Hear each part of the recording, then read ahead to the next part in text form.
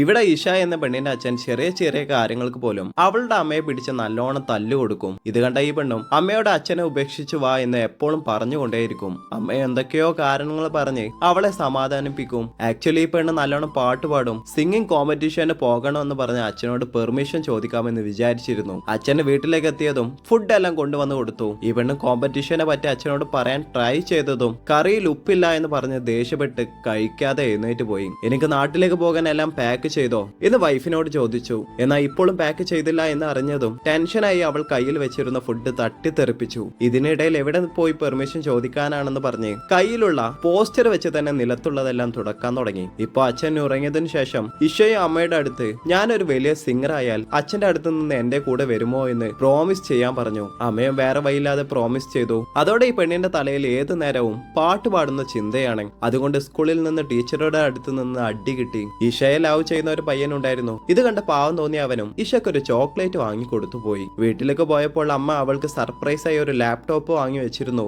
അത് കണ്ട് അവൾക്ക് നല്ല സന്തോഷമായി.